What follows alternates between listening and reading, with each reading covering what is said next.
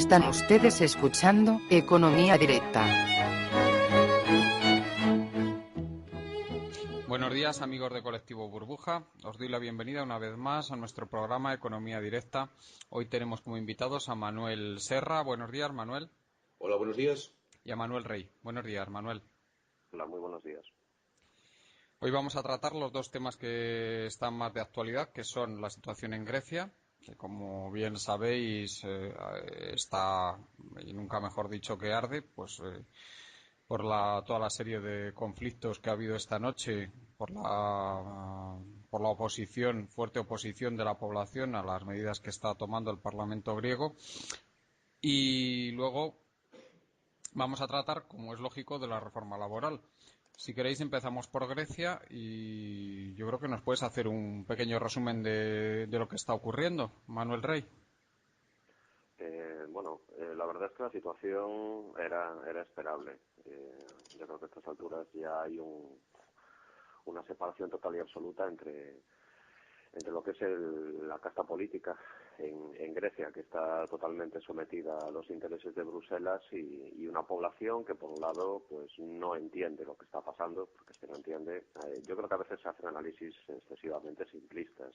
Para las personas en general no es fácil salir a las calles a enfrentarse contra la policía, y se puede simplificar diciendo, bueno, pues son 4 radicales y 4 descontrolados, pero desgraciadamente las cosas no son tan sencillas. La gente no entiende lo que se les está haciendo, su nivel de vida está cayendo en picado. Los políticos, yo creo que han cometido un error muy grave, que es no ser capaces de explicarle a la gente las razones de estas medidas. Hay muchas personas que consideran que esas medidas no son las adecuadas, y lo único que sirve son los intereses de los acreedores extranjeros y de Bruselas, y por lo tanto es normal pues que una nación soberana pues se rebele contra estas medidas, que son totalmente injustas, más que nada porque los van a mandar al desastre. Eso es evidente. Ya llevan 2 años sufriendo una serie de ajustes que son nefastos, y ya han optado directamente por la rebeldía, con lo cual es bastante previsible que Grecia continúe avanzando por este camino, y el gobierno griego yo creo que en unos meses debería de caer, porque no va a ser sostenible, por mucho que está metido ahora mismo entre dos fuegos, que es por un lado lo que es Bruselas y el FMI, y por el otro lado su propia población. Y la historia nos enseña que en ese dilema poco puede hacer Bruselas o el FMI. Al final el gobierno griego acabará cayendo y acabará entrando un nuevo gobierno que responda más a las presiones de la calle y de la población. No sé lo que opináis a ese respecto. Hay una cosa bastante significativa, que es que los dos partidos mayoritarios están perdiendo apoyo rapidísimamente. Creo que en las encuestas el PASOK está con un 8% de intención de voto. 8%, que es increíble. Sí, Manuel Serra, ¿tú qué opinión tienes de lo que está ocurriendo en Grecia? Difícil. Primero porque, vamos a ver, opinar desde aquí de España sobre lo que tienen que hacer los griegos o dejar de hacer, pues a mí me resulta difícil, porque tienes que ponerte en la piel de ellos y no está fácil. Desde un punto de vista puramente económico, el caos allí debe de ser espantoso para que los políticos tomen una vía que parece casi suicida. Por otro lado, desde el lado político, a mí las algaradas y las demostraciones y las manifestaciones siempre me produce un sentimiento contradictorio. Es decir, por una parte es evidente que hay gente que está tan cabreada que deja todo lo que tiene que hacer y sale a la calle a protestar, porque cuando es una manifestación como las que a veces vemos por aquí, de 1.000 o 2.000 liberados, gente que se lleva en autobús, fanáticos, no les das importancia. Cuando hay 100.000 es que hay mucha gente que se ha dejado sus quehaceres diarios y ha decidido que ese día se une. Parte 2, siempre me queda la duda de que políticamente se vio en el mayo del 68 de hasta dónde llega la mayoría silenciosa, o si existe, porque como silenciosa, y por tanto ya no solo que ese gobierno, también opino que no puede durar, es que carece de legitimidad. Tienen que convocar elecciones. Si no, yo no sé a lo que se enfrentan. ¿Pueden reprimir? Sí, porque hay un factor de política externa, en el caso griego, que sí que va a pesar, y eso algo sí que conozco. Los militares, porque son los únicos que pueden dar golpe de Estado, para que nos vamos a engañar, no creo que se muevan, porque en su eterno conflicto contra Turquía necesitan de la ayuda europea y estadounidense para mantener la espada en alto. Y eso les va a forzar a una neutralidad. Van a decir que son más demócratas que nadie y ellos no van, que el pueblo decida en las urnas, incluso lo que sea. Y por tanto, la resistencia lo que popular, o el cabreo popular, podría derivar en formas de terrorismo o pues, una lucha sorda muy lamentable en la que evidentemente sería pues eso, una guerra sucia, o sea, no es que ponga de malos a unos y buenos a otros. Sería mejor que lo dilucidaran en las urnas, pero me da miedo que no lo hagan por presiones precisamente desde el Eurogrupo, temerosos de que surja cualquier nueva formación. Una coalición de todos los que han sido expulsados del Parlamento diciendo, veis, aquí estamos nosotros que cualquier outsider. Y por a lo mejor no quieren incurrir en ese riesgo, no dejan convocar elecciones y no sé a dónde va a llevar eso, la verdad. Y vamos a ver, ya estuvimos hablando ayer en un programa que grabamos, el de Babel Internacional, que muchos de nuestros oyentes de Colectivo Burbuja habrán tenido ocasión de escuchar el largo y tendido del tema de Grecia. Dedicamos un monográfico y desde luego allí ya dejamos claro que la dinámica en la que está metida la economía griega lleva al colapso. Esta economía está llevando, de hecho. Entonces, por ese lado, no se entiende muy bien a dónde conducen estas reformas a las que está proponiendo la Troika. Y a mí me llamó mucho la atención un artículo que ayer publicó Evans Pritchard en el Telegraph, en el que hablaba de que Alemania, al fin y al cabo, estaba propiciando el que los griegos acabaran pidiendo la salida del euro. ¿A ti qué opinión te merece esto, Manuel Rey? Pues que, bueno, de sospechar yo creo que sí está bastante encaminado. Parece que estamos poniendo a Grecia directamente entre la espada y la pared. Sin embargo, tengo mis dudas de que ese proceso sea controlable. En mi opinión personal, desde luego estoy absolutamente sorprendido, indignado con la actitud de Alemania, porque es que Alemania precisamente es un país que conoce las consecuencias de esta clase de ajustes. Alemania vivió las consecuencias de estar bajo una montaña de deuda derivada de las reparaciones de guerra que les acabó llevando a la hiperinflación de Weimar. Entonces saben perfectamente lo que hay. Otras naciones a lo mejor no tienen la experiencia histórica, pero Alemania la tiene. Entonces, que Alemania crea que va a poder hacer un proceso controlado de salida del euro me parece realmente de risa, sinceramente. Es imposible controlar una salida de un país del euro porque es que a partir de ahí se abre la puerta para muchos más. Es que parece como si Alemania, bueno, pues ha cogido lo que quería en el caso de Grecia y en el caso de otros países mediterráneos. Eso es la lectura que se puede dar desde el sur. Y ahora que ya ha recogido lo que quería, bueno, pues tira a Grecia como un trapo sucio. Si eso es una unión económica, monetaria y política, bueno, pues que baje Dios y lo vea. Entonces no creo que en esto Alemania está actuando de una manera total y absolutamente cobarde y absurda. Y es que de hecho, de pasar de liderar la Unión Europea, realmente media Europa la está empezando a ver con ojos recelosos. Y es normal, se están empezando a reunir muchas razones por las cuales esto no marcha. Y luego, bueno, hay que tener en cuenta ya factores geoestratégicos que van a forzar a Estados Unidos, y ya lo han forzado, de hecho, a entrar en este asunto, con lo cual esto de que Alemania vaya a soltar lastre, bueno, una cosa son los planes y otra cosa son las realidades al final. El problema griego no lo vamos a solucionar tal como lo están planteando, ni con las políticas de ajuste que están planteando, porque es que son absolutamente salvajes, ni tampoco lo vamos a solucionar tratando de echar por la puerta de atrás a Grecia de una manera o de otra, porque es que a partir de ahí es muy, muy probable que esto se extienda por todo el arco mediterráneo y acabemos con mitad de los países fuera de la Unión Europea. Si Alemania cree que eso va a ser una solución, bueno, pues que intenta apuntalar los balances de sus bancos, pero hay muchas más consecuencias, no son solamente financieras. Para la banca alemana está claro que lo que le preocupa es su dinero y lo que tenga en cartera de bonos de deuda pública de diversos países, pero aquí hay muchas más cosas que los bonos, muchísimas más. No sé qué pensáis. Pues exactamente igual, porque ahora mismo hay una preocupación muy muy grande, sobre todo por la estabilidad de estos regímenes. Date cuenta que lo que se está reforzando ahora mismo en Grecia son los partidos extremistas. Por un lado el Partido Comunista y por otro el partido de extrema derecha, este que ya ni recuerdo cómo se llama. Entonces, claro, eso conduce a una dinámica que trae unas reminiscencias de la Alemania de los años 30 que dan miedo.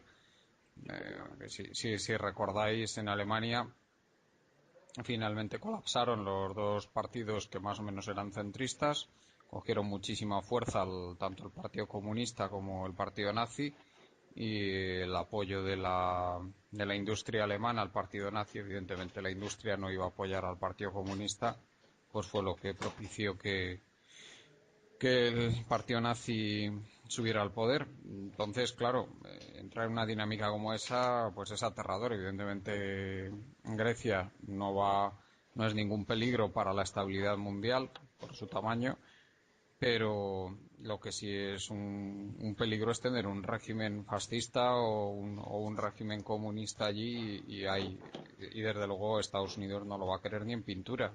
Y si Alemania no se da cuenta del peligro ese, pues peor para ellos, porque yo lo veo claramente. Hay un problema, Juan Carlos. Grecia como tal puede no ser un peligro para la estabilidad mundial, pero tenemos que tener en cuenta cómo está la zona.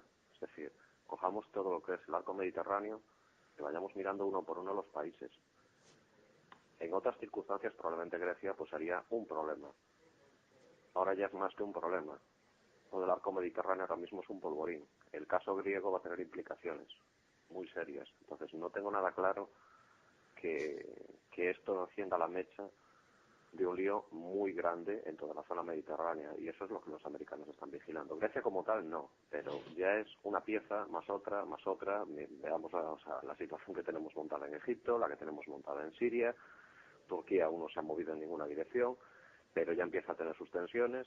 Bueno, los americanos es lo que ven, y los alemanes sencillamente ven los bonos que tienen en balance y se acabó. O sea, van como Isidro Piñón Fijo, y no es la manera de enfocar este asunto. Es así de claro. Desde luego el plan que ellos están estableciendo, los ajustes que exigen a cambio de la reestructuración, son una animalada. O sea, mandan a Grecia directamente a la ruina. Y más pronto, más tarde, bueno, lo que es la sombra del régimen de los coroneles está ahí, planeando. Entonces, ellos tienen que medir las consecuencias. Esto no es una cuestión financiera solamente. Sí, Sí, Manuel. lo veo igual.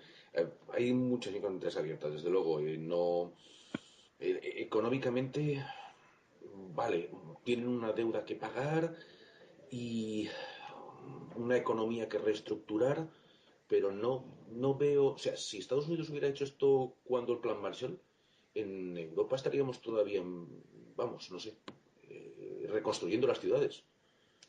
No acabo de entender lo que está pasando y créeme que me gustaría entenderlo, pero no lo considero una incapacidad mía, es que veo muchas señales contradictorias hacia un lado y hacia otro. Por tanto, pues a veces creo pensar o creo ver como si Alemania y otros países del norte estuvieran volcando toda la rabia y frustración, tanto de errores propios como ajenos, sobre los griegos. Y en otras tertulias que hemos tenido os he comentado mi idea de que lo mejor que podía hacer el gobierno español, como empezó a hacer José Luis Rodríguez Zapatero y está continuando haciendo Mariano Rajoy, es ponerse de perfil. Que no me vean, que no me caiga a mí la del pulpo, que le está cayendo a estos, y si hay que decir lo que quieren oír y hay que ponerse en la fila, pues que no sea el que me salga yo de la fila, vaya. No, Pero, es una interpretación mía, ¿eh? No, pero no. Grecia, perdona que te Grecia se salió de la interrumpa, fila. Manuel. Ten en cuenta que Grecia también ha hecho o ha intentado hacer eso, porque promulgó una batería de leyes impresionante que luego sencillamente no han aplicado. Exacto, no cumplieron y dijeron y no hicieron. Prometieron y no cumplieron. Fueron los primeros mayores pecadores. Y además son pequeñitos. Los han ido llevando como borreguitos a un punto en el que desde luego hay una sospecha y Manuel Rey lo estaba dejando caer. Es decir, cuando los balances de los bancos alemanes ya han estado suficientemente apuntalados, y los franceses, porque los franceses se hubieran puesto, como decimos aquí en mi tierra, a la figuereta, no lo hubieran permitido, pues cuando ya ha estado el tema contenido, empiezan a pensar que a lo mejor hasta podemos prescindir de estos señores de Grecia y lo que pase con ellos no es nuestro problema, están más allá de los Balcanes. Y total, si no hacen más que insultarnos y... Uy, madre, aquí hay componentes que exceden de lo puramente económico, de lo que si ahora nos cogemos cartas, gráficos y tal, es la impresión que tengo, ¿eh? Porque al final son personas las que hacen la política, tanto la política como tal, o la política económica, y notas que hay algo que no es racional, que no es lógico. ¿Y tú, Manuel, opinas lo mismo, Manuel Rey? Sí, lo que pasa es que, vamos a ver, lo que están planteando desde Bruselas es que no se le ocurre ni al caso a la manteca. Es que no vas a poder evitar, en el momento en que abras la puerta para Grecia, detrás va a ir Portugal. Detrás de Portugal te va a ir España o Italia, la que caiga antes de las dos. Es decir, al final vas a tener a 4 de los países mediterráneos y eso lo siento, pero no hay manera de apuntar a los balances de los bancos. Es así. O sea, ¿qué se va a comer todo? ¿El Banco Central Europeo? Bueno, podemos hacer esa mega jugada. A continuación, estos 4 países te salen del euro, tendrás que quebrar el Banco Central Europeo porque no hay otra, y luego apanca con todas las consecuencias en la zona mediterránea. Y eso lo de cualquiera que tenga los dedos de frente. O sea, no hay manera de parar ese proceso una vez se abra la puerta, porque es que los propios mercados financieros no son idiotas y ven lo que hay. O de alguna Se manera quitan a conocen. Grecia, el resto están en el disparadero, están a la cola para salir detrás, y aquí escapa todo el mundo. Se disparan todos los diferenciales, se seca el mercado, y es que eso al final es una pelota que le acaba llegando a los propios alemanes y a los franceses. O sea, es que este es un plan totalmente absurdo e irreal. Salvo que conozcan el punto de ruptura de los griegos y sepan cuál es la línea que no deben de pasar. Cuando me refiero a los ¿Quién la griegos, me sabe? refiero al gobierno, el establishment, demás, es decir, que tengan algún tipo de información que nosotros no tenemos y que les permita seguir presionando, porque incluso pudieran saber que la intención que en algún momento de determinados actores era: sí, vamos a firmar y luego haremos lo que nos dé la gana. Creo que hay demasiados factores que no conocemos de letra pequeña, de conversaciones internas, que si las conociéramos, pues podríamos explicar mejor lo que está ocurriendo, ¿eh? Yo creo que a veces le asignamos a los gobernantes o a las élites unas capacidades que no tienen, Manuel. Vamos a ver, Grecia ya ha abortado un principio de golpe de Estado, acordémonos. Ya lo ha tenido que hacer. Y Estados Unidos ya se ha tenido que meter en el asunto. Es decir, Grecia no está cerca del punto de ruptura. Grecia ya ha pasado el punto de ruptura. Es decir, ahora mismo ya es una cuestión de tiempo que, como comentaba Juan Carlos hace un momento, los partidos moderados acaben cayendo y sean sustituidos o bien pues por uno de corte comunista en la izquierda, o bien por un partido de extrema derecha, que evidentemente quien va a tener el apoyo está clarísimo que va a ser un partido de extrema derecha por parte de los intereses financieros. Nos vamos a otra edición del régimen de los coroneles, no nos equivoquemos. Es así, o sea, el punto de ruptura ya se ha pasado. En estos momentos, a veces las realidades nos cuesta verlas, pero son realidades objetivas. El legislativo y el gobierno están encerrados en el Parlamento, con las calles ardiendo fuera, emitiendo papel, no leyes, papel. Cuando ya estás en ese extremo, una cosa es que tengas, lo que decíamos antes, un grupo de personas manifestándose para protestar. Eso no es preocupante y es propio de cualquier país. Y otra cosa es que tengas las calles ardiendo y que la estructura del Estado, porque no nos equivoquemos, esos 150.000 funcionarios que ellos van a echar a la calle, es adelgazamiento del Estado, pero adelgazamiento también de la capacidad de control de la situación. Con lo cual, va a llegar un momento, y ya están prácticamente en él, que lo que es el legislativo está encerrado dentro de un parlamento lanzando papel, porque es papel nada más, ya no es gobierno, es papel. La población ya va por su lado, y esa población más pronto o más tarde va a ser capitaneada por algún movimiento en una línea o en otra. Y ojo, una cosa es lo que se pueda pensar desde fuera y otra cosa es lo que acaba sucediendo finalmente, porque si tanto el ala izquierda como el ala derecha tienen fuerzas similares, entonces ya hablamos de guerra civil. Sí. Entonces ya hablamos de guerra civil. Sí. Eso es un riesgo también, desde luego. Bueno, pues si queréis pasamos a comentar ya el tema de la reforma laboral, si os apetece. Sí.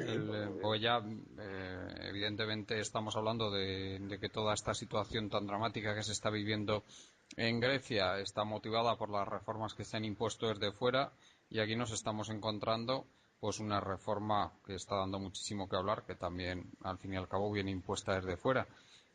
¿Qué opinión os merece esta reforma laboral? Si quieres, yo no sé cuál de los dos queréis empezar. ¿Empiezas tú, Manuel Serra? Pues bien, vamos allá. Mira, vamos a ver. De momento, desde luego, la reforma, intentarlo lo han intentado. Sabes que pongo como premisa siempre que la reforma laboral sola no va a servir. Vamos a necesitar una reforma de lo que es la financiación. Vamos a necesitar eliminar todo lo que en general se considera corrupción y trabas administrativas que hace que cuando se evalúa a España dentro de los rankings que interesan a los inversores extranjeros nos deja relegados a muy mal lugar por un exceso de intervención de los políticos en decisiones que afectan a la economía, etcétera. Pero bueno, la reforma laboral está ahí, había que hacerla.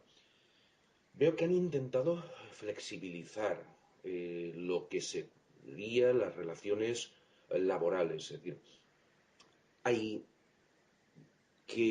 hay dos formas de ver el mundo del contrato de trabajo. Unos son todos buenos y todos malos, y otra en la que pues a veces te vas a encontrar con gente más capacitada o más dispuesta a negociar y otra menos. Por lo menos han dado un arma para negociar. Y me refiero a, pues, por ejemplo, la posibilidad concretada de distribuir regularmente la jornada anual, de forma que, bueno, pues dado que la fórmula de acuerdo no servía para nada, era una absoluta paralización, pues dan la oportunidad ahora de que sean los empresarios los que los distribuyan esos periodos. De la experiencia, de la capacidad de los empresarios para usar con inteligencia y sin abusar esas normas, dependerá que se convierta en una buena práctica para el futuro o que al próximo cambio de aires, pues esa norma sea derogada. O que los sindicatos se enfrenten visceralmente contra ella. Y eso solo lo podremos saber con la práctica. El tema de los descuelgues de los convenios. Bueno, a ver, el artículo es larguísimo, porque al final no es exactamente que uno se pueda descolgar porque sí, sino que puede tomar la iniciativa y al final acabas teniendo que ir hasta la Comisión Nacional de Convenios si no hay acuerdos. Ahí se exigen toda una serie de acuerdos y si finalmente no hay nada, pues alguien tiene que romper el empate. Lo que no puede es que incluso firmas en concurso de acreedores pidan descolgarse del convenio, estando reconocido en el convenio colectivo, pidan descolgarse de las retribuciones durante un año, y se convierta en un empate a uno en la comisión paritaria porque no nos apetece. No queremos sentar un precedente. Hombre, vamos a ver, si hasta los trabajadores posiblemente estén de acuerdo, ¿por qué tenemos que intentar llevarlo a un bloqueo? En cuanto a los expedientes de regulación de empleo, pues creo que más vale hablar después, largo y tendido, pero simplemente como introductorio, al final estamos luchando entre los dos enfoques. No se puede dejar ese arma en manos de los empresarios y la de si al final es que si no se hace algo, lo que está ocurriendo es que están cerrando empresas y ya hemos llegado a la fase en la que se están destruyendo, como Juan Carlos nos comentaba hace unos días en un artículo suyo, están destruyéndose muchos más empleos fijos. ¿Por qué? ¿Porque los despiden? No, porque las empresas están cerrando. Adiós, muy buenas. Pues bueno, vamos a ver si flexibilizando eso evitamos una sangría mayor. Y bueno, de ahí habrá que ver. En cuanto a la movilidad geográfica, pues se ha introducido un poco más de flexibilidad, pero sinceramente el artículo también es largo y empieza por todas las posibilidades de acuerdo y acabas teniendo el trabajador la opción de pedir el finiquito y marcharse. Bueno, pues así hay toda una serie de normas y desde luego lo que sí me suena como innovador es la cuestión de los ERES en el sector público, que no afecta a los funcionarios, evidentemente, porque es que no están en el mundo laboral y que no se entenderá como una ofensa, perdón, es que tienen un estatuto propio, que no puede ser afectado por los vaivenes de la economía. En cambio, los empleados del sector público estaban siendo favorecidos por una serie de sentencias que no eran ilógicas. Es decir, si una empresa pide una modificación de las condiciones laborales o incluso despidos y se exige que haya unas causas, lo que puede decir es que el sector público es insolvente y que esta empresa, propiedad de la administración pública, pues, no, oiga, capitalízala o haz lo que tengas que hacer. Y ahí me surge una cuestión, y que no acabo de ver clara, y termino, respecto a la regulación que han introducido para los expedientes de regulación de empleo por causas objetivas, de tipo económico y demás. Está mucho mejor redactado, más sencillo para los seres del sector público que para los seres del sector privado. Y es que en el sector privado hablan de disminuciones de ventas reiteradas en 2 o en 3 trimestres según lo que estemos regulando, pero no establecen el término de comparación. No dicen bajada respecto a qué. Y en cambio en el sector público sí que lo deja muy claro. Que haya déficit respecto al presupuesto, que es el término de comparación inicial, durante varios trimestres consecutivos. Entonces, es objetivable, es fácil de decir, oiga, es que presupuestamos esto y han caído los ingresos, bueno, o los gastos se han disparado y no podemos cumplir el presupuesto. Pues bueno, hágase. Y en cambio, en las empresas, yo no tengo muy claro cómo lo van a interpretar los jueces de lo social.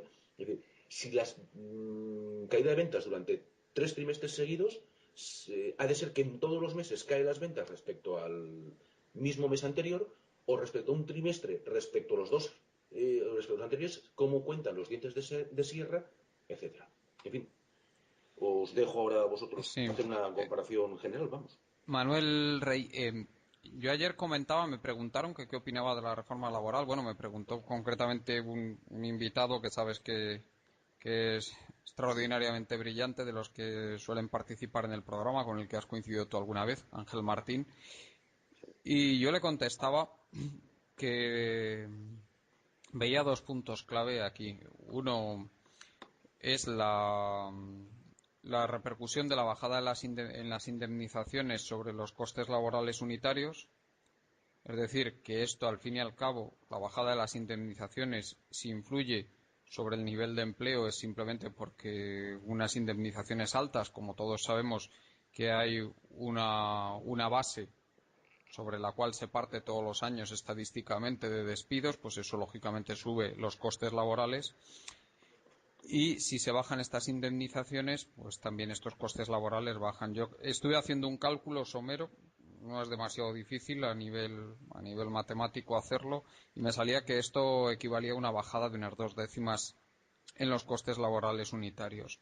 No parece gran cosa, pero en fin, se supone que el equilibrio se desplaza ligeramente hacia un mayor empleo. Luego, el otro tema que le comentaba era el que acaba de estar diciendo Manuel Serra, que es el tema de los convenios de empresa.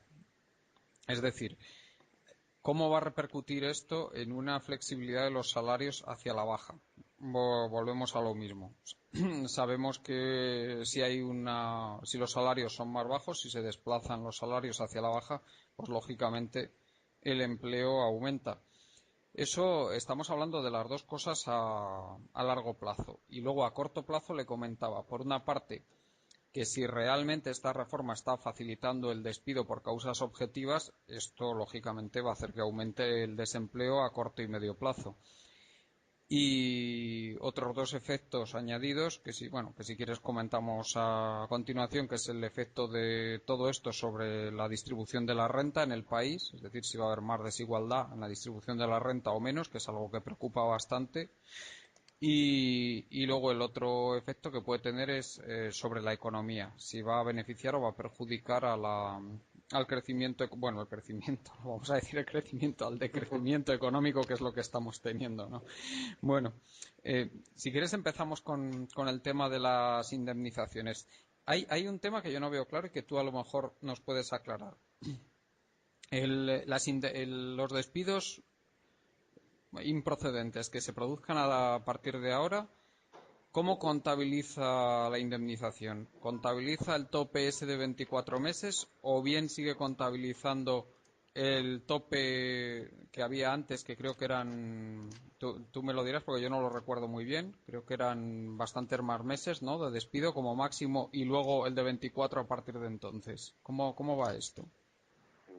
Vamos a ver, vamos un poco por partes. Desde luego, mi posición global respecto al tema de la reforma, esta actual reforma laboral, tanto como empresario como consejero de empresas, estoy radicalmente en contra. El gobierno vuelve a confundir, como confunde la inmensa mayoría de la gente en este país, flexibilidad con precariedad. O sea, esto es una reforma laboral que yo ya la califico de la reforma alcantarilla. Es decir, es una reforma para soltar lastre, puro y duro, y va a ser fuente de un montón de problemas. ¿Por qué digo esto? Porque lo que hace es reincidir en los mismos errores que cometió el gobierno de Zapatero, es decir, realizar reformas, pero tirándole la castaña de la decisión a terceros, y luego, pues mira, es que yo legislé, pero es que al final los jueces de lo social, porque aquí se dejan muchísimas cosas en manos de los jueces de lo social. Hay un detalle muy importante, que es que se produce una inversión total en lo que se corresponde a la carga de la prueba. Es decir, por un lado, se rebaja a los 33 días las indemnizaciones con máximo de 24 mensualidades. Eso es como va a quedar a partir de ahora. Durante estos días que faltan, pues los indefinidos que sean despedidos, que está claro que van a ser cero prácticamente, porque ninguna empresa va a realizar una amortización de puesto de trabajo a día de hoy, sabiendo que tiene a punto de entrar en vigor desde la publicación del decreto esta nueva normativa, con lo cual lo que vamos a tener es despido improcedente, 33 días por año trabajado, hasta un máximo de 24 mensualidades. ¿Qué sucede? Que se produce un cambio radical en la consideración del tipo de despido. Es decir, a partir de ahora, el despido per se asume, porque además todas las empresas se van a acoger a él, se va a asumir que es por causas objetivas. Hay tres tipos de despido, que es importante para que la gente no se confunda. Todo el tema de la legislación laboral es realmente muy compleja. Por un lado tenemos el despido improcedente, es decir, te despido porque me da la santa gana y yo aquí no lego nada. Luego tenemos el despido por causas objetivas, es decir, te despido con una serie de causas económicas. Por ejemplo, tengo que amortizar puestos de trabajo porque las ventas han caído y sobra plantilla y tengo que disminuir puestos de trabajo. Bien. Y luego tenemos el despido procedente de toda la vida, que es que te despido pues una serie de faltas disciplinarias, porque has desaparecido y llevas 20 días sin aparecer por el puesto de trabajo, etcétera. Bueno, eso es básicamente los tres grandes grupos de despido. ¿Qué está sucediendo? Se baja el despido improcedente, la indemnización, es decir, se produce una disminución, evidentemente, de los costes laborales. Pero es que el despido por causas objetivas, a partir de ahora, que hasta ahora las empresas tenían que probar la causa objetiva, lo que pasa es que a partir de ahora ya se da de partida por válido. Y se produce una inversión de la carga de la prueba, y quien tiene que probar que no es así, es el trabajador yéndose al juzgado. Claro, ahora, ese conflicto donde lo estamos trasladando, ¿a dónde es? Al juzgado de lo social. Eso es lo que no se está diciendo. ¿Cómo van a fallar los jueces? Yo lo tengo muy claro. Los jueces van a seguir fallando a favor del trabajador, porque es que no pueden hacer otra cosa. Es decir, los jueces han sido instruidos, lo que hacen los jueces es aplicar la ley, pero también no se puede luchar contra una larga tradición Entonces, lo que va a pasar es que los jueces, al ser instruidos en una sobreprotección del trabajador, van a presentar resistencias muy fuertes, y es normal porque han sido instruidos para eso. Resistencias muy fuertes, y van a paralizar un montón de despidos y los van a dar por improcedentes. Con lo cual, soy muy escéptico respecto a la aplicación real, al resultado real que va a tener esto. Con lo cual, si eso le sumamos lo que comentaba antes Manuel, es decir, que lo que es la parte de descuelgue de convenios es algo nebuloso hasta la saciedad, es decir, también repiten el mismo error. Y lo único que veo que abre la puerta, porque se están ya preparando para despidos masivos en todo el sector público, lo único que han dejado muy bien detalladito y preparadito es el tema de las amortizaciones de puestos de trabajo en empresas públicas.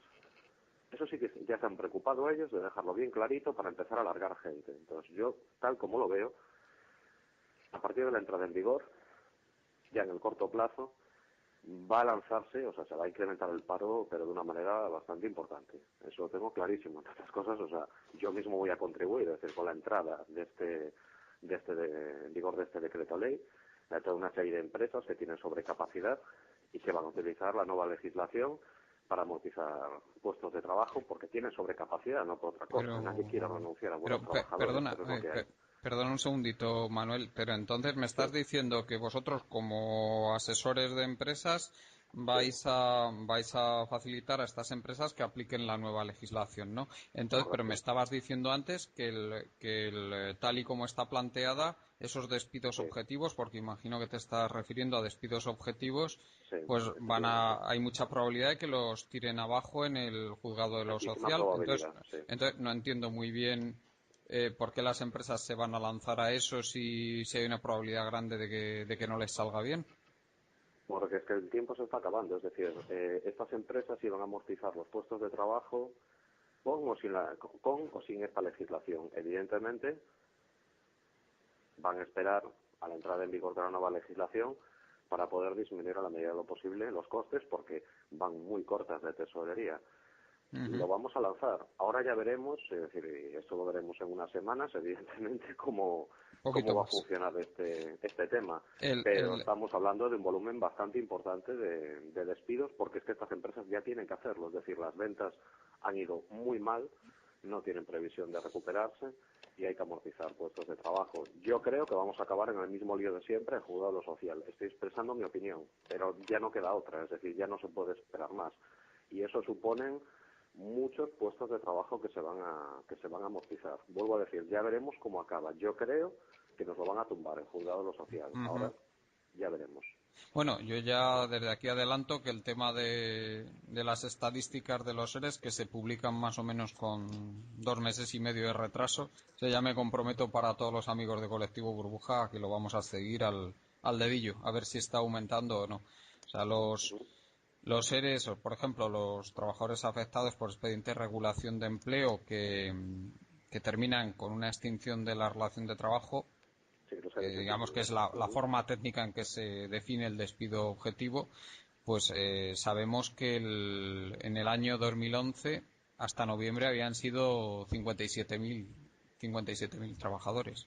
En el 2010 fueron 46.000, en el 2009 estoy hablando de enero a noviembre, porque no tenemos todavía estadísticas de diciembre, y en el 2009 pues fueron algunos más, fueron casi tantos como en el 2011. Entonces, bueno, esto lo vamos a ver rápidamente. Más o menos en el mes de mayo ya tendremos las estadísticas del mes de marzo, que yo creo que va a ser el primer mes significativo para esto. Y ya sabremos si realmente se está produciendo este aumento de despidos por causas objetivas o no. Entonces, hay una cosa que es evidente. Los trabajadores, en cuanto se les despida, se van y están en sus derechos. Es que es lo que tienen que hacer. Es decir, que la gente reaccione en función de sus intereses. Se van a ir a juzgado. A partir de ese momento, la castaña a quien le cae es a los jueces de lo social. Esa es la única duda que yo creo que podemos tener en este asunto. Para mí es una reforma laboral, vuelvo a decir, es decir, bueno, tiene un pequeño detalle que a lo mejor la gente, pues, incluso nos ha comentado mucho en los medios, ¿no? Aunque el gobierno le ha dado bastante visibilidad, que es yo la calificaría de trampa para emprendedores, ¿no? Que es la nueva modalidad de contratación, para emprendedores, en la que, bueno, pues el trabajador ya sabemos que puede seguir percibiendo un 25% del paro y el emprendedor obtiene deducciones por el 50% del paro de este trabajador. Claro, vamos a ver, si antes, en lo que es el área donde nosotros validamos proyectos empresariales, le dábamos luz verde a uno, en buenas circunstancias económicas, a 1 o 2 proyectos de cada 10, en la actualidad nos llegamos a 1 de cada 30. A estos emprendedores, si ya es dificilísimo que les demos luz verde a sus proyectos, menos todavía contratación de gente. No creo que vaya a funcionar. Y sinceramente, si un emprendedor, basado en esta oferta trampa, decide contratar a gente, creo que está cometiendo un error muy grave. Muy grave. No por una cuestión de tener la manía a los trabajadores, es que las empresas necesitan trabajadores para crecer. El problema es que un emprendedor, en las circunstancias actuales, tiene poquísimo margen para cometer errores, poquísimo, y en el momento en el que se cargue encima con plantilla, su proyecto empresarial queda muy, muy comprometido. No tiene nada que ver un emprendedor que comience, que de pronto tiene que amortizar puestos de trabajo, con una empresa que ya tiene una trayectoria, y ya tiene unas reservas, y ya tiene una estructura que le permite acometer esos despidos. O sea, despidos de emprendedores de empresas de menos de 3 años son letales. Y eso es una aberración que tiene nuestro mercado laboral, que es intolerable. Y sobre el tema de los convenios de empresa, ¿tú crees que eso abre la puerta a rebajas salariales respecto a los actuales convenios colectivos, o crees que va a quedar en papel mojado?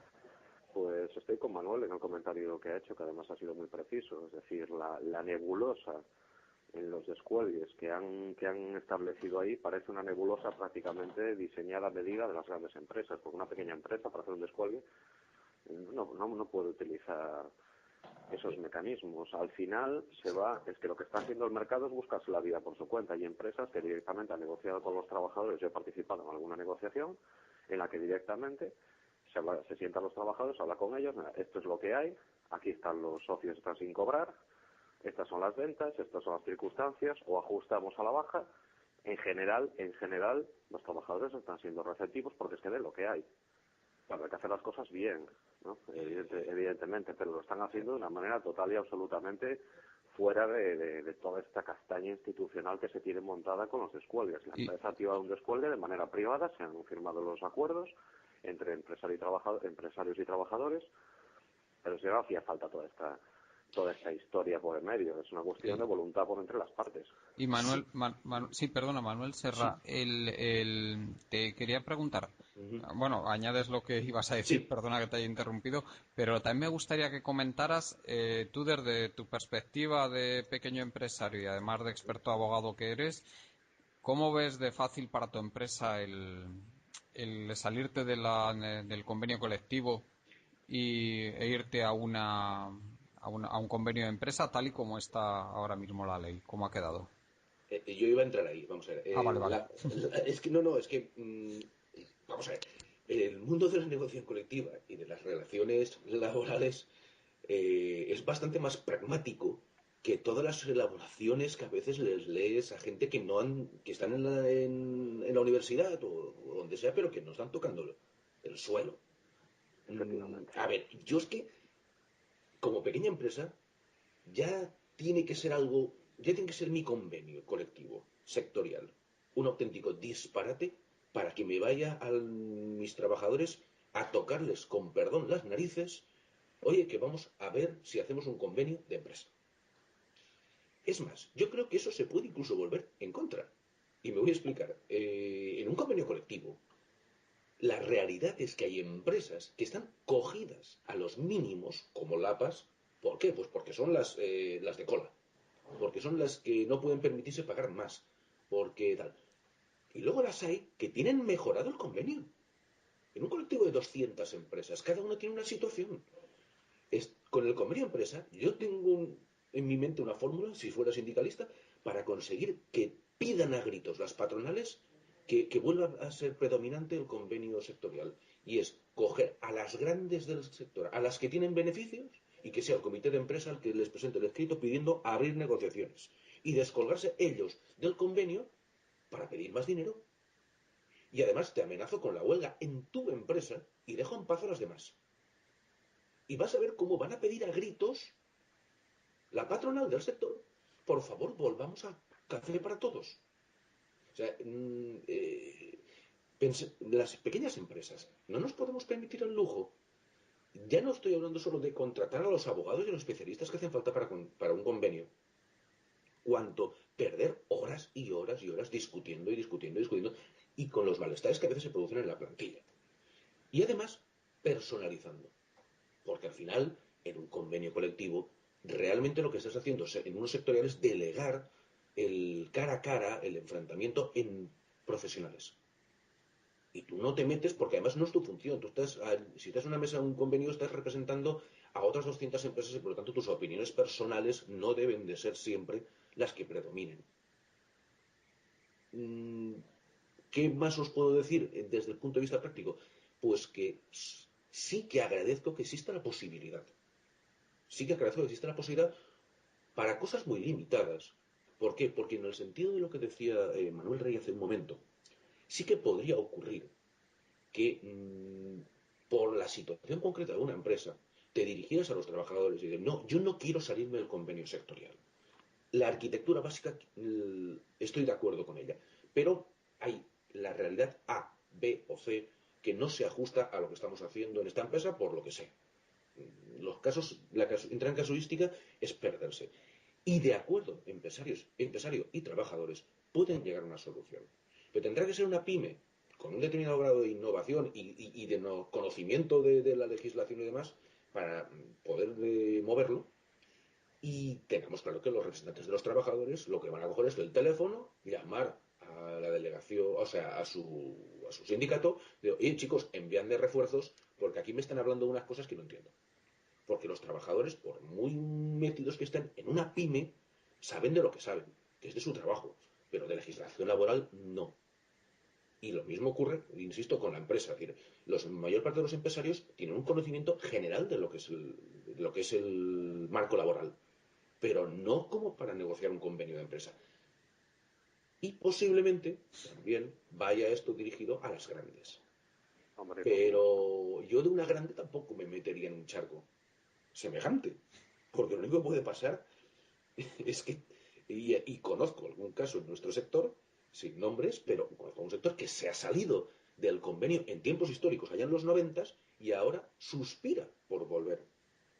¿Por qué? Porque al principio tenía ventaja, pero ahora les han cogido la medida, y en la medida en que pasa a ser una de las empresas con más beneficios del sector, carecen de ninguna fuerza que sí que tenemos los demás cuando representamos a un colectivo muy grande, y es que si nos apretáis, es cierto que A, B, C van a salir favorecidos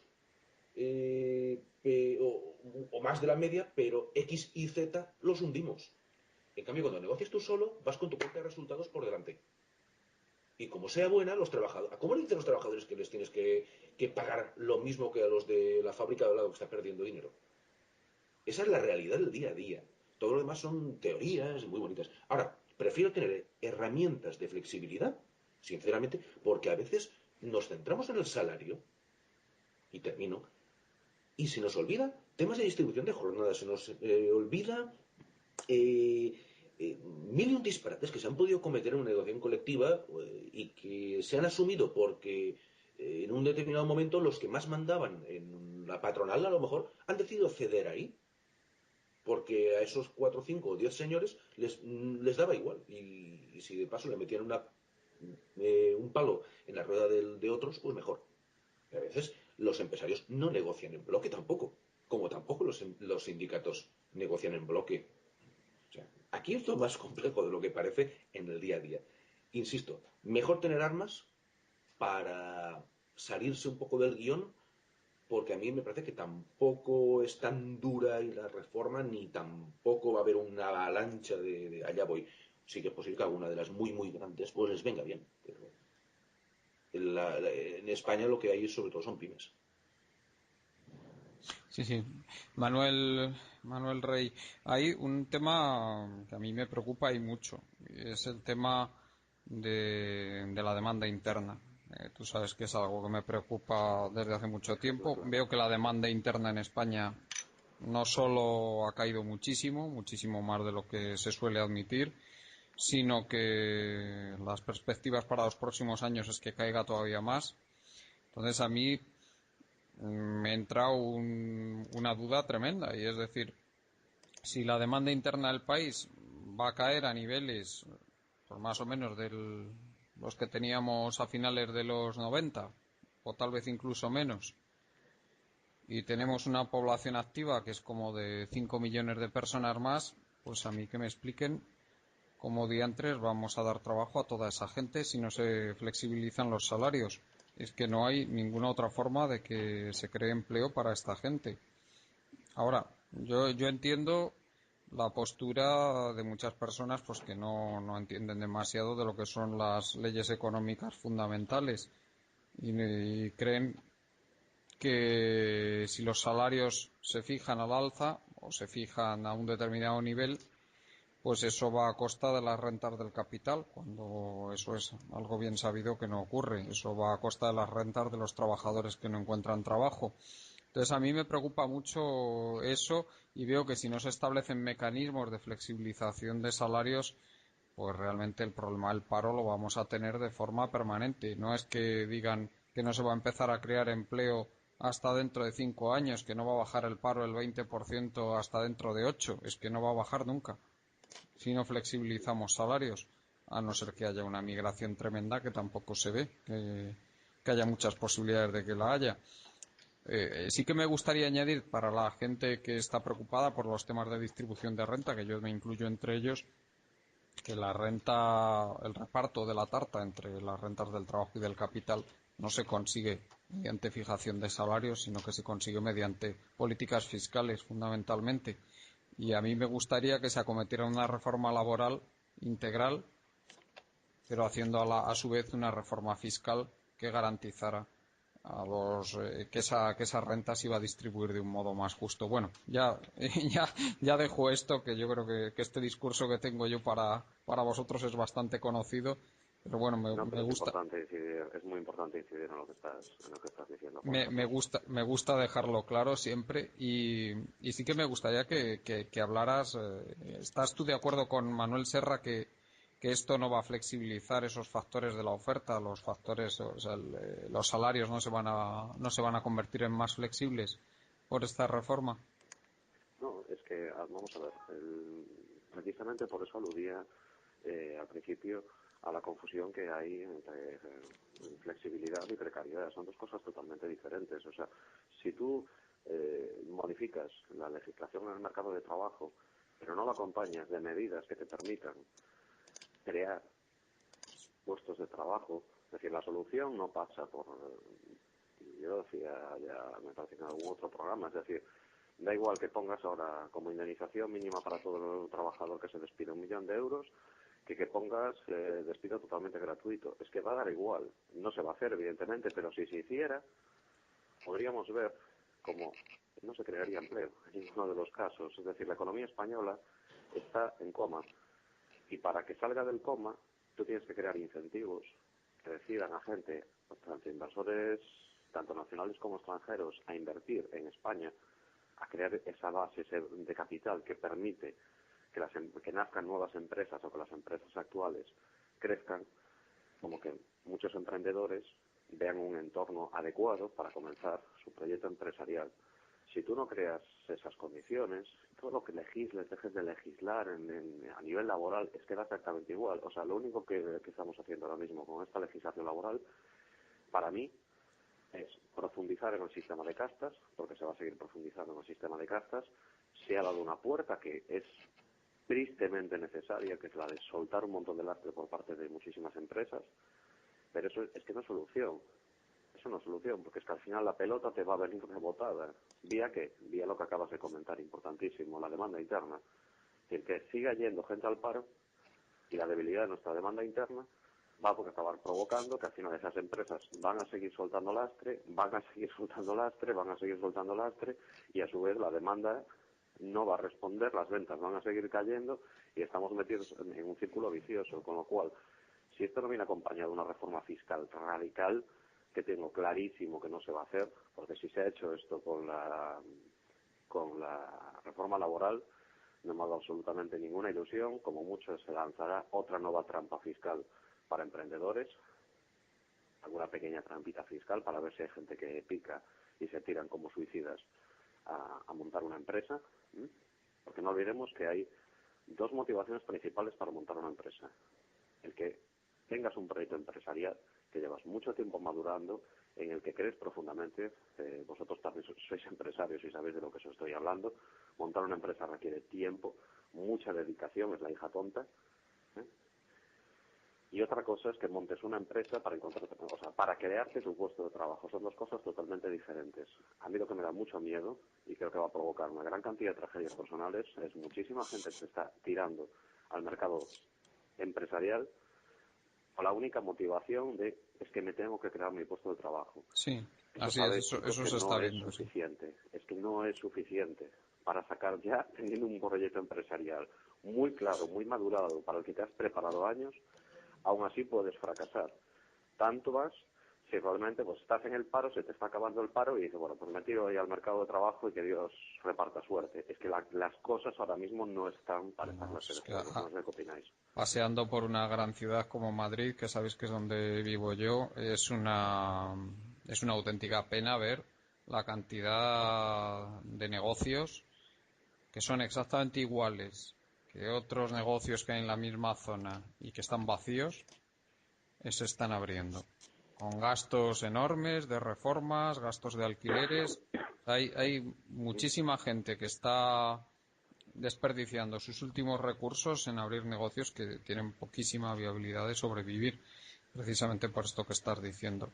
La verdad es que es algo bastante patético, sobre todo yo no sé si este fenómeno se estará dando también en ciudades más pequeñas como las que vivís Sí, no, vosotros, desde luego. pero es algo que da muchísima pena, porque uno sabe que el 90% más de esos negocios, pues de aquí a 2 años van a haber cerrado y dejando a esas personas arruinadas, sin el dinero que tenían cuando empezaron y encima con deudas, en la mayor Pero doy parte de una los casos. cifra. Nosotros a nivel municipal trabajamos en políticas en el área de administración pública, trabajamos en proyectos de promoción económica y en ayuntamientos en los que trabajamos tenemos estadísticas bastante precisas y ahora mismo hay un subtipo especial de negocio kamikaze que desde que se abre hasta que cierra pasan entre 3 y 8 meses. Sí, Ahora mismo ya es un porcentaje muy importante de negocio, de nuevo negocio que se abre, se produce esa mortalidad. En 3 meses, entre 3 y 8 meses, Sí. ese negocio se va al garete y ahí se van todas las, como comentabas tú, todas las reservas que tenía esa persona y muchas veces pues se va también al garete los avalistas detrás. Se invierte todo el capital disponible en lo que es la reforma, la apertura, los alquileres durante esos meses de ponerlo en marcha, para cuando arrancan ya no tienen capital para aguantar No tienen nada. el circulante, no puede, y claro, la entrada de clientes es que, especialmente en lo que es el comercio o lo que es la restauración, que es mucho de lo que se está viendo, arrancar, o, en fin, sea lo que sea, pues claro, es que no es de un día para otro. A muchos negocios les ha costado años y décadas llegar a donde están muchos negocios. Es el gran problema de lo que ha pasado. Es decir, ha desaparecido tejido empresarial, aunque fuera ese humilde comercio de 2 y 3 generaciones. Pero al desaparecer se ha llevado detrás algo mucho más importante. Es la marca, el know-how, el que todo el mundo sabía que estaba ahí, y conforme van cerrando, la gente además pues se va hacia otro tipo de comercios o se va hacia otro tipo de... y cambia su forma de comportarse, su forma de consumir, etcétera. Y ese proceso, pues sí, lo vamos a sentir ahora porque al haber desaparecido esas empresas, esas pymes o micropymes, el volverlas a construir, solo el volverlas a construir, puede ser imposible, porque las grandes multinacionales o las franquicias o de los sectores de distribución, de textil, etcétera, han tomado el lugar, se han quedado con el. Y precisamente lo que yo le veo a la reforma laboral esta es que llega tarde. que nos hubiera hecho falta en el 2007. El enfoque, al menos. El enfoque de quítense el lastre con posibilidad de tirar adelante. Esto tenía que haber estado mucho antes para evitar la mortandad. Esta reforma se tenía que haber hecho en los años buenos, cuando hubiera pasado un poco más narcotizada y hubiéramos evitado la mortalidad de empresas, que es el gran problema de nuestra economía actual. ¿Por qué? El mundo ha cambiado y el mundo es el de un mundo en el que las relaciones laborales son por cuenta ajena en su enorme mayoría. No creo que buscarse la vida cada uno por su lado, desde luego fácil no va a ser. El que se meta va a tener que echarle mucho valor y mucha imaginación y prepararse bien. Es mejor que antes de lanzarse agote las prestaciones que tenga o se prepare bien que en su plan de negocio, en adquirir la formación que le haga falta, aprovechando los pocos mecanismos que hay en este país para adquirir esa formación antes de lanzarse. Sí, además es que hay un detalle, Manuel, que me gustaría añadir. Hay cosas que son sencillas, o sea, lo único que hay que es que echarle, bueno, ya no es una cuestión de echarle imaginación, es escuchar a la gente que tiene experiencia. O sea, a mí me parece muy bien que a la hora de legislar se tenga en cuenta pues a los expertos que forman parte de las comisiones y tal, algunos de los cuales conozco, pues que vamos a ver, pero lo comentabais antes, es decir, hay mucha gente que viene a la universidad que no ha pisado una empresa en su vida, que no sabe lo que es estar a pie de calle y las circunstancias de a pie de calle. Lo que te van a mirar es la legislación previa, una serie de tendencias internacionales, más la teoría que se está moviendo, pero es que eso ahora mismo es que no estamos para esa clase de tonterías. Vamos a ver, tú ahora mismo coges y modificas radicalmente la fiscalidad para emprendedores, que además es fácil de blindarlo contra apaños de otras, bueno, pues de gente que se quiere hacer pasar por emprendedor, etcétera, pero por ejemplo, tres primeros años tú no pagas impuestos de sociedades y reinviertes. Así de claro. Eso ya sería un punto de partida. Segundo, vamos a rebajar tanto los plazos como los costes asociados al arranque de un negocio. De manera que todo el mundo pueda iniciar su negocio de la manera más sencilla, más simple posible y sobre todo sin carga. Porque la base, si tú no tienes financiación, como es el caso actual, y no la vamos a tener, hagamos lo que hagamos, porque la banca española está quebrada, nos pongamos como nos pongamos, la única vía, y lo sabéis, de que la empresa tenga capacidad, pulmón, para crecer y expandirse, son los recursos propios. Si los recursos propios de la empresa se van bien puestos, esas empresas están anémicas. Y es que nadie, porque no se va a producir casos, porque a ver quién piensa, ya está, ya estamos aquí dando una tarifa plana a los emprendedores. Vamos a ver, un emprendedor es un tío que empieza, y aquí en Google hay uno, que la gente no abre su negocio y dentro de un año estás facturando 1.000 millones de euros, porque las cosas no funcionan así. Entonces, dentro de unos rangos determinados de facturación, dentro de unos rangos determinados de inversión, adiós el impuesto de sociedades a toda esa gente durante los 3 primeros años. Condición, evidentemente, el dinero no te lo llevas para casa, lo acumulas en la empresa y creas bases de capital. Y a partir de ahí, cuando ya hayas madurado, bueno, pues vamos al plazo de 3 a 5 años, que es la siguiente barrera que tienen las pequeñas empresas. Bueno, pues empiezas a pagar algo de impuesto de sociedades, pero ya tienes una base creada. Eso sería una solución. Y que a mí no me digan que realmente tomar esa medida fiscal le produce un descalabro a las cuentas públicas criminal, porque es mentira. Es mentira. Entonces, y esto que estoy diciendo ya existe en otros países. En otros países. Sí. Luego, una serie de sectores hay que privilegiarlos a nivel fiscal, tanto por parte de los inversores, de los que tienen que tributar, tanto nacionales como extranjeros. Es decir, si usted invierte en este sector, va a tener este tratamiento fiscal. Es decir, meta aquí el dinero. Y vosotros sabéis que esto funciona así. Meta aquí el dinero. Invierta en estos sectores, en empresas de estos sectores. Entonces, ahí sí ya estamos empezando a hablar de un cambio de modelo económico. Ahora, mi gran pregunta es, ¿esto que estoy diciendo es tan difícil de entender o es tan difícil llegar a esta conclusión? No, Pues no es tan difícil. No. Es lo que te iba a decir, que eso si no se hace no es porque no lo entiendan, es porque no les interesa. Y la alternativa es que este país se vaya al garete. Ya. Pero se va al garete con ellos al mando. ¿Al mando de qué? Manda sobre la ruina. Sí, bueno, pero a lo mejor no están tan convencidos de que sea así. Bueno. Ya. No sé qué piensa Manuel de este tema, pero no creo que la opinión difiera mucho.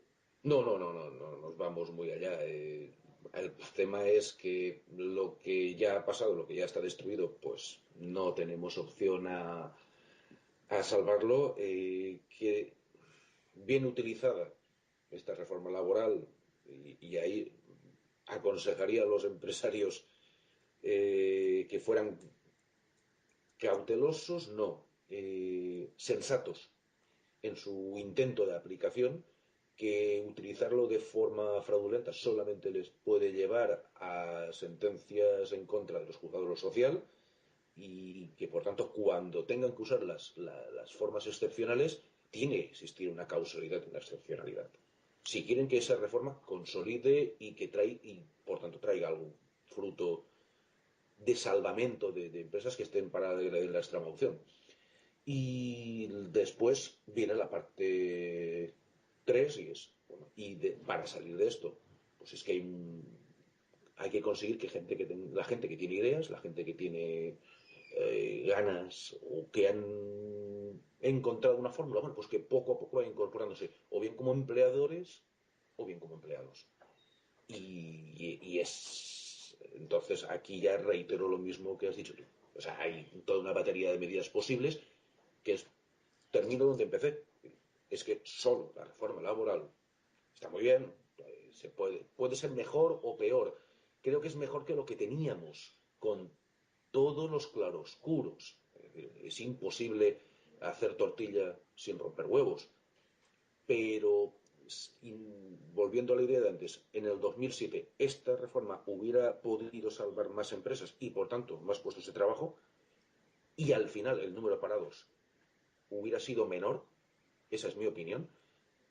Por otro lado, pues crear nuevo tejido empresarial va a ser una tarea para una generación. Sí. Bueno, tenemos que ir acabando ya porque se nos ha alargado muchísimo el debate. A ver, si no tenéis más que añadir, nos vamos despidiendo.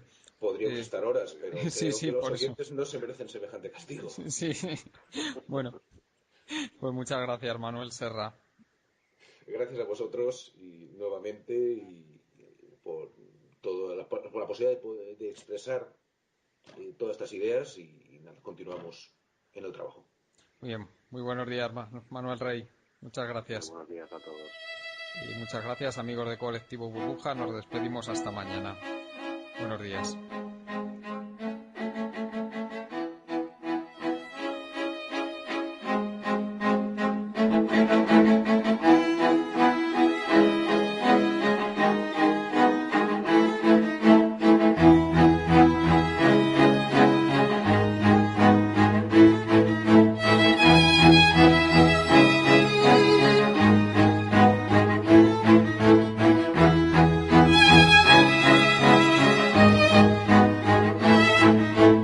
Están ustedes escuchando Economía Directa.